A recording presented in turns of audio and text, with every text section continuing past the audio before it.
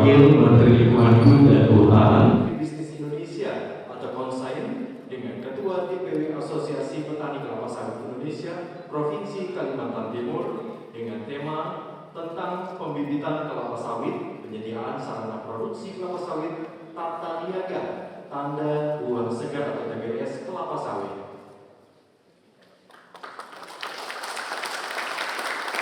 Baik, penandatanganan MOU selesai. Terima kasih kami ucapkan. Selanjutnya kami silakan untuk kembali ke tempat duduk. Bismillahirrahmanirrahim. Asyhadu an la ilaha illallah wa asyhadu anna Muhammadar Rasulullah. Kami santri Negara Kesatuan Republik Indonesia berikrar: 1. Berpegang teguh pada akidah, ajaran, nilai, dan tradisi Islam Ahlussunnah wal Jamaah. 2. Bertanah air satu, tanah air Indonesia, berideologi negara satu, ideologi Pancasila, berkonstitusi satu, Undang-Undang Dasar 1945, berkebudayaan satu, kebudayaan Bhinneka Tunggal Ika. 3. Selalu bersedia dan siap siaga menyerahkan jiwa dan raga membela tanah air dan bangsa Indonesia, mempertahankan persatuan dan kesatuan nasional serta mewujudkan perdamaian dunia. 4.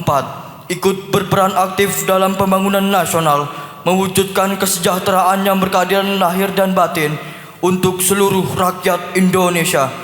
5. Pantang menyerah, pantang putus asa, serta siap berdiri di depan melawan pihak-pihak yang akan merongrong Pancasila, Undang-Undang Dasar 1945, NKRI dan Bhinneka Tunggal Ika, serta konstitusi dasar lainnya yang bertentangan dengan semangat proklamasi kemerdekaan dan resolusi jihad Nahdlatul Ulama.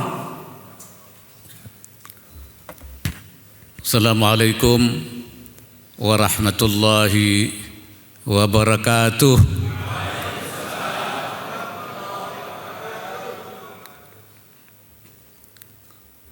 Bismillah, walhamdulillah, wassalatu wassalamu ala rasulillah wa ala alihi wa sahbihi wa mawala. Subhanaka la ilma lana illa ma 'allamtana innaka antal alimul hakim. Allahumma arzuqna al-ma'arif ar-rabbaniyah wal lataif ar-rahmaniyah wal asrar ar-rabbaniyah wal waridatil ilahiyah wal mawahib al-ikhtisasiyah wal ulum al-laduniyah wa ballighna rutbat al-ihsan wa wahdat al-shuhud walhamdulillahi rabbil alamin.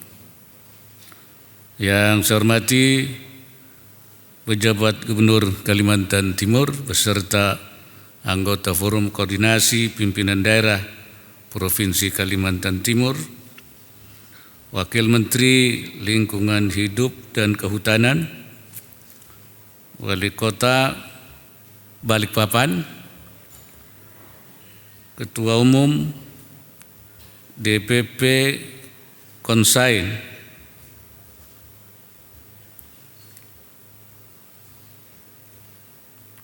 dan beserta Ibu Qurratul Ain, Waris, dan seluruh jajaran yang juga sahibul ma'had dari Pondok Pesantren Syekhuna Khalil, ulama'ana al-kiram wa masyaikhana al-afadil, para hadirin serta undangan yang saya hormati. Saya bersyukur pada Allah Subhanahu wa taala karena pagi hari ini saya bisa hadir di Pondok Pesantren Syekhuna Khalil ini dalam rangka memperingati Hari Santri dan juga silaturahim nasional ke-7 Kontak Santri Agribisnis Indonesia. Hadirin sekalian, santri ini harus diperankan lebih optimal lagi. Karena santri di Indonesia punya peran strategis. Saya melihat bahwa santri ini paling tidak punya peran-peran penting. Karena santri itu pertama dia bukan hanya menjadi rijalus salihin, artinya orang-orang baik, tapi harus menjadi rijalul muslihin, yaitu orang yang melakukan perbaikan di semua hal, atau rijalul islah. Kenapa? Karena tugas al-islah, amaliyatul islah itu adalah tugas para ulama, dan tugas amaliyatul islah itu tugas para nabi yang diteruskan oleh para ulama, yang dilanjutkan oleh para santri. Jadi seperti dikatakan oleh Nabi Allah Ibrahim alaihissalam, in uridu illal islah, kami tidak mengendaki apa-apa kecuali al-islah, perbaikan, mastata'tu, semampu saya, wa ma taufiqi illa billah. Jadi tugas Nabi itu adalah gerakannya itu harakatul islah, perbaikan. Khatwah nabawiyah, langkah para nabi itu khatwah islahiyah, langkah-langkah perbaikan. Dan langkah ulama juga khatwah islahiyah. Dan para santri sebagai penerus para ulama juga khatwah islahiyah. Bukan khatwah mulkiyah, bukan langkah-langkah kekuasaan. Bukan. Ya, bukan untuk mencari kekuasaan, bukan. Ya, bukan struggle for power, bukan. Tetapi struggle for islah, yaitu perbaikan-perbaikan. Kenapa? Karena khatwah mulkiyah itu khatwah rabbaniyah. Soal kekuasaan itu langkah Tuhan, langkah Allah. Allahumma malikal mulki tu'til mulka man tasha wa tu'izzu man tasha wa tudhillu man tasha. Allah yang malikul mulki, yang raja daripada segala raja itu, tu'til mulka, memberikan kekuasaan, man tasha, yang dikehendaki oleh Allah, wa tu'izzu al mulka man tasha, dan mengambil kekuasaan dari orang yang dikehendaki oleh Allah. Jadi soal kekuasaan adalah soal khatwah rabbaniyah, ya, langkah-langkah Tuhan, bukan kita. Jadi kalau ada orang mendapatkan kekuasaan, ulama misalnya, itu bukan tujuannya. Kalau bahasanya Imam Ibnu Athaillah, itu namanya samrah ajilah, buah yang dikasih di awal. Sebab yang tujuannya adalah ajaran ajilan, yaitu pahala yang nanti di akhirat. Itu hanya samrah ajilah. Karena itu yang santri itu tidak boleh bergeser dari nawaitunya, itu tetap nawaitunya adalah perbaikan, bukan kekuasaan. Seperti dikatakan oleh Sayyidina Umar radhiyallahu an, Sayyidina Umar mengatakan, ya, katanya, nahnu qaumun a'azzana Allah bil Islam, fa mahma talabna al-'izza bighairi ma a'azzana Allah adzallana Allah. Kami ini orang kaum yang dimuliakan oleh Allah karena Islam, karena menjalankan ajaran Islam, mengembangkan ajaran Islam. Kemudian oleh Allah diberi kemuliaan, diberi kekuasaan, sehingga itu diucapkan Sayyidina Umar ketika mengambil di Damaskus, ketika mengambil kekuasaan Damaskus, Sayyidina mengatakan, ini a'azzanallahu bil Islam, Falamma talabna al-'izza wa mahma talabna al-'izza bighairi ma a'azzana Allah. Kalau kita mencari kemuliaan tidak seperti yang Allah berikan, tidak akan dapat kemuliaan. Adzallana Allah, bahkan kita akan dihinakan oleh Allah Subhanahu wa taala. Jadi tidak boleh menyimpang. Tetap kita menurut tariqah nabawiyah, khatwah nabawiyah, dan khatwah ulama, langkah-langkah itu. Itu saya kira yang penting buat para santri itu, yaitu melakukan perbaikan-perbaikan. Apa yang diperbaiki? Ya diniyatan wa ijtima'iyatan. Seperti dikatakan Hadratus Syekh Hasyim Asy'ari, agamanya dan kemasyarakatannya, pendidikannya, ekonominya, sosialnya, dan semua hal. Yang kedua adalah santri itu hafazatul watan, penjaga tanah air. Bagi kita itu menjadi penting menjaga tanah air ini, menjaga negara. Karena para ulama sudah mengatakan bahwa hubbul watan minal iman. Cinta tanah air bagian dari iman. Oleh karena itu para santri, para ulama itu tidak takut berjuang, bahkan tidak takut mati ketika membela perjuangan. Santri sudah mulai berjuang untuk memerdekakan negeri ini sejak akhir abad ke-19. Ketika terjadi pemberontakan, selain Pangeran Diponegoro, geger Cilegon di Banten, itu semua oleh Profesor Sartono di Kartodirejo ahli sejarah mengatakan itu adalah religious revival, kebangkitan agama. Tapi saya bilang itu kebangkitan Islam, Islamic revival. Tapi lebih tepat lagi adalah kebangkitan kiai dan para santri pada ketika itu.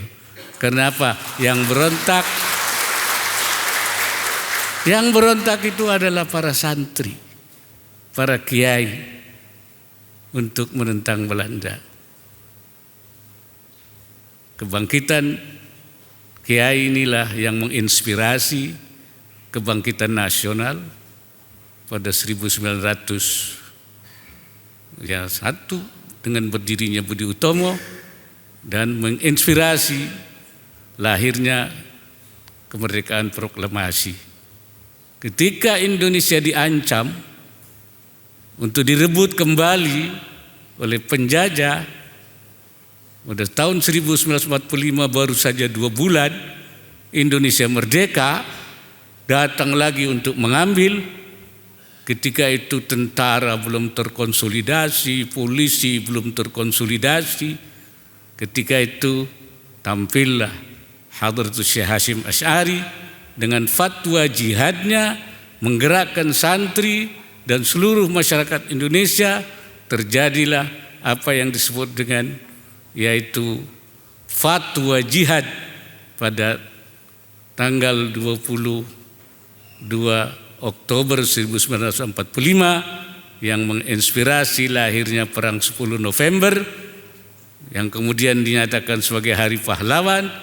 Dan dengan semangat jihad itulah Belanda atau penjajah dapat diusir kembali. Maka 22 Oktober dinyatakan sebagai Hari Santri Nasional.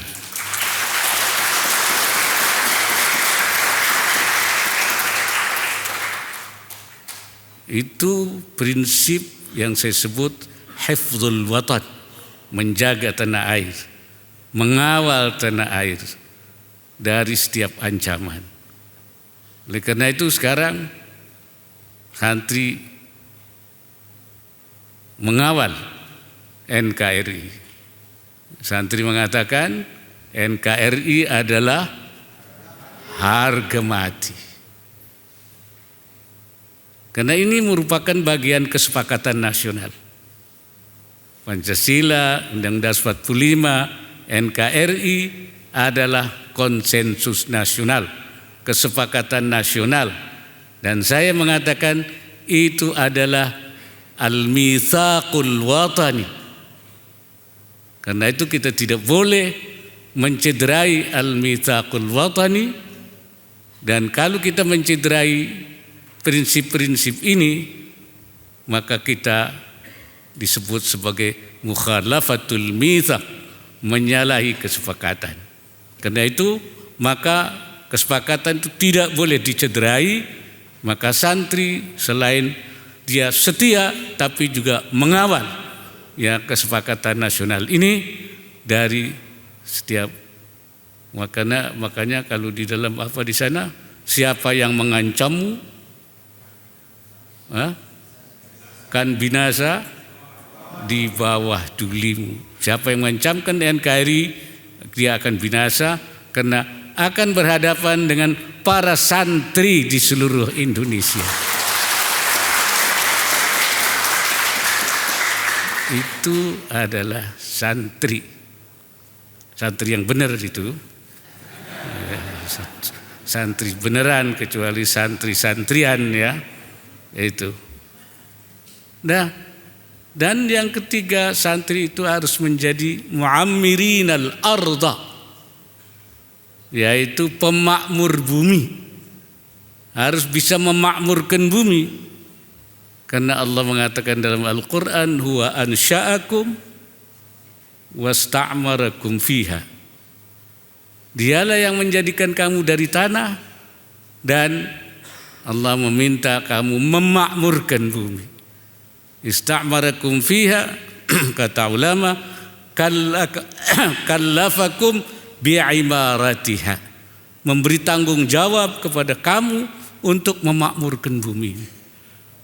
Jadi memakmurkan bumi adalah perintah dari Allah Subhanahu wa taala. Dengan apa? Dengan memperbanyak asbabul imarah, sebab-sebab kemakmuran itu. Apa? Berbagai kegiatan ekonomi, ya, pertanian, perkebunan, perdagangan, perindustrian, dan semua kegiatan-kegiatan ekonomi. Dan kuncinya untuk bisa terjadi kemakmuran adalah yaitu ilmu pengetahuan dan teknologi. Itu namanya miftahul imarah, kuncinya itu supaya bisa berkembang. Alhamdulillah sekarang para santri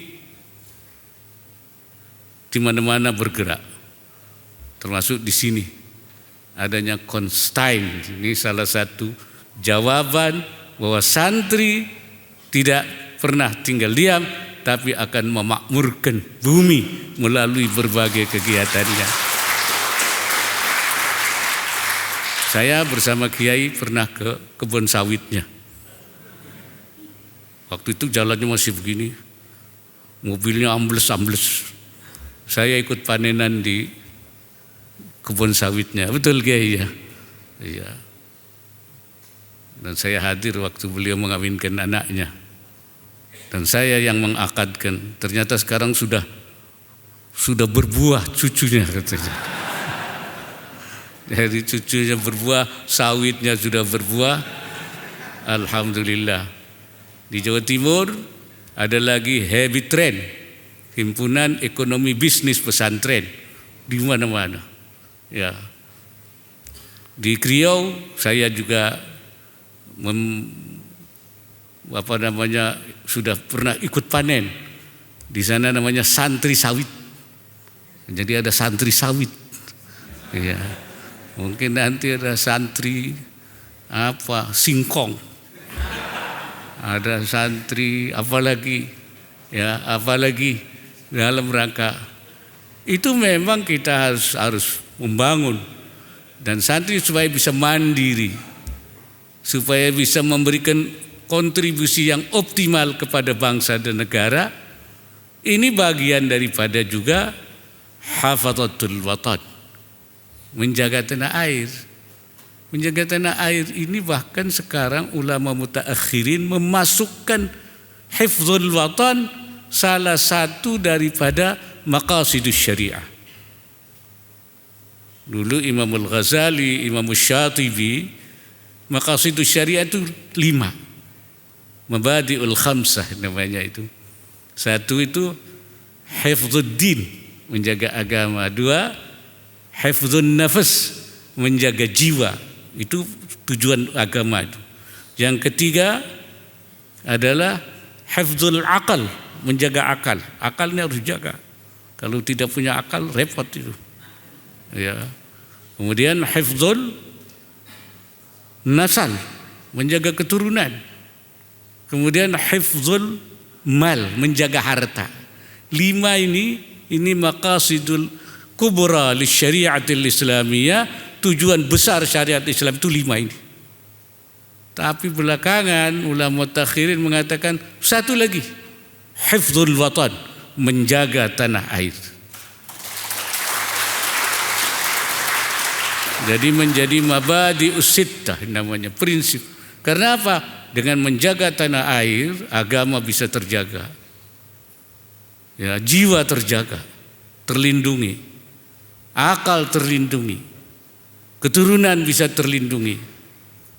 Dan harta bisa terlindungi. Jadi prinsip ini menjadi penting sekali, sehingga sekarang tidak lagi mabadi'ul khamsah, ya, maqasidus syariah menjadi mabadi'us sittah.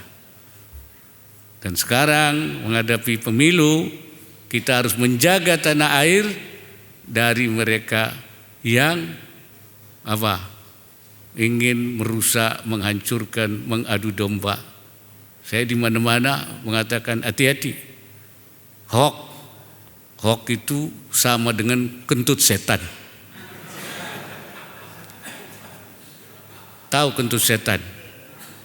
Dulu ada santri 3 orang. Selalu sholat, yang 1 jadi imam, yang 2 jadi makmum, bergantian. Setan tidak suka ada orang kompak begitu, nggak suka dia. Bagaimana cara memecah santri ini? Akhirnya apa? Setannya kentut. Waktu sholat setan kentut. Kata si makmumnya, wah, imam kentut kok terus. Besok saya tidak mau jadi makmum, imam yang sudah kentut itu. Makmumnya bilang, wah ini makmum saya. Imamnya bilang, makmum saya ini kentut. Saya enggak mau lagi sholat punya makmum yang kentut. Sejak itu bubar, enggak pernah ada jamaah lagi, karena sudah tidak saling percaya masing-masing. Karena masing-masing menuduh si ini yang kentut, si ini yang kentut, si ini yang. Padahal tidak ada yang kentut setan. Hati-hati saya bilang. Setan itu ada tingkat kelurahan, Pak Gubernur. Ya yang terganggu seluruh kelurahan aja. Tapi ada yang kecamatan, ada yang kabupaten, ada yang tingkat provinsi.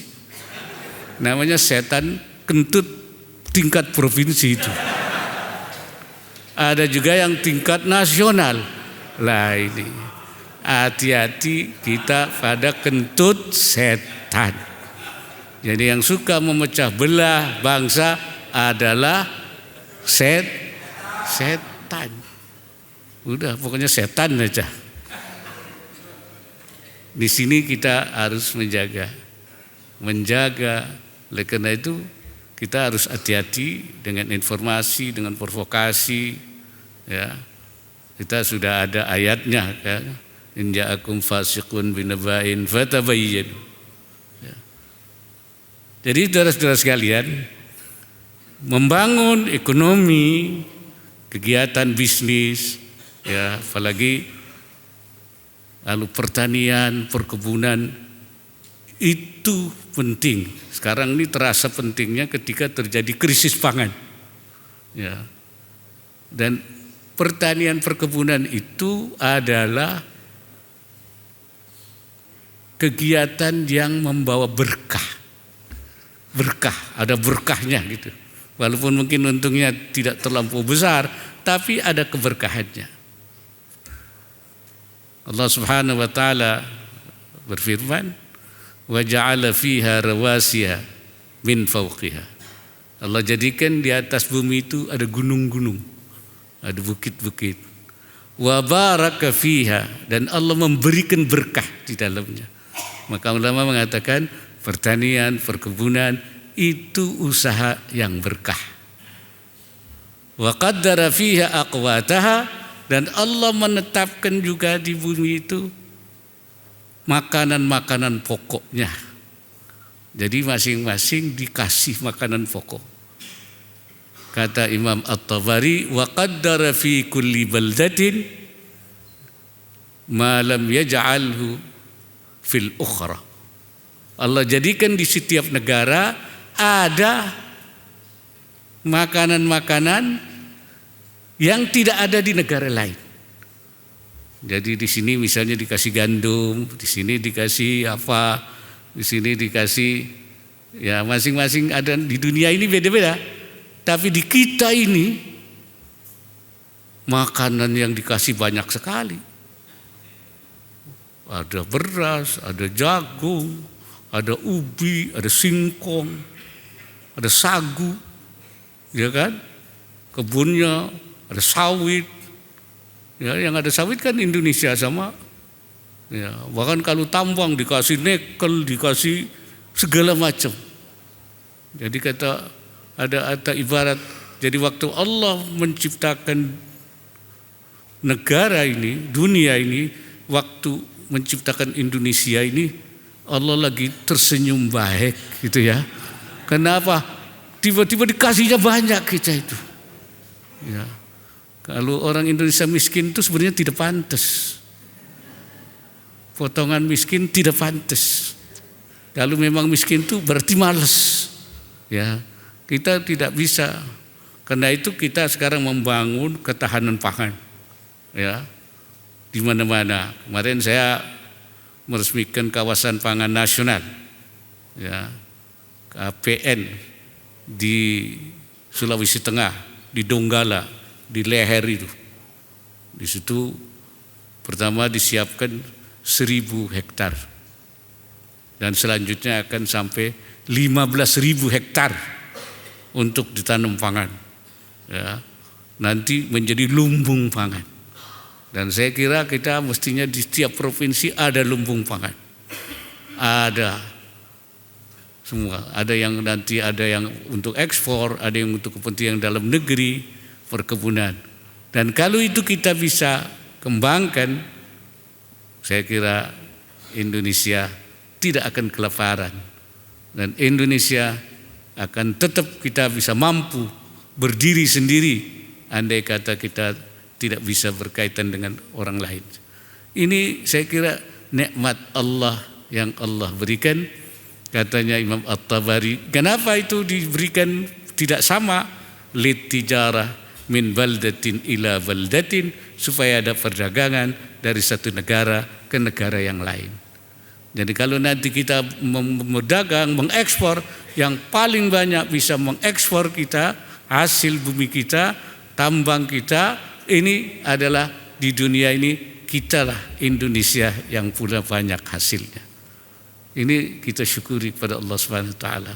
Jadi saya pikir ini konsain ini kita harapkan nanti menjadi institusi lembaga yang bisa berkembang dan membangun dalam rangka memakmurkan bumi, li'imaratil ard, ya, wa ansha'akum wasta'marakum fiha. Hadirin sekalian, jadi pada hari santri ini mari kita bangkitkan kembali santri sebagai rijalul muslihin, santri sebagai hafazatul watan, penjaga tanah air, dan santri sebagai muammirinal arda, sebagai pemakmur bumi. Saya kira itu yang dapat saya sampaikan, dan saya mudah-mudahan pertemuan forum Silaknas ini akan membawa keberkahan, akan membawa kemanfaatan. Dan saya minta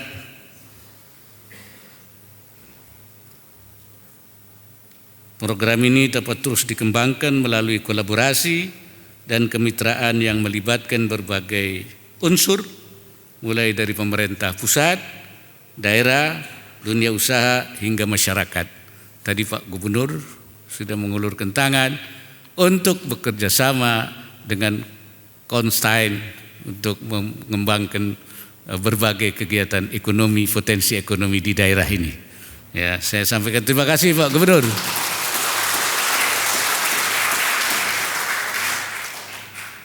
Akhir kata saya sampaikan terima kasih kepada semua pihak yang telah mendukung terwujudnya acara Silatnas ini. Semoga hal ini menjadi bagian dari langkah Indonesia menjadi negara yang makmur, negara yang sejahtera, negara yang maju, negara yang baldatun thayyibatun wa rabbun ghafur. Dengan mengucap Bismillahirrahmanirrahim, pembukaan silaturahim nasional ke-7 Kontak Santri Agribisnis Indonesia saya nyatakan diresmikan.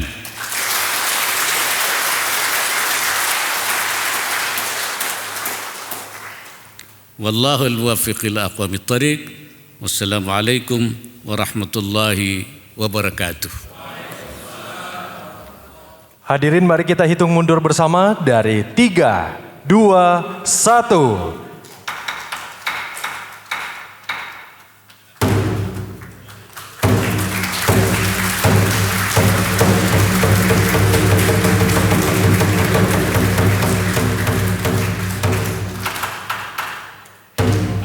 Dengan demikian pembukaan silaturahim nasional ke-7 Kontak Santri Agribisnis Indonesia telah resmi dibuka.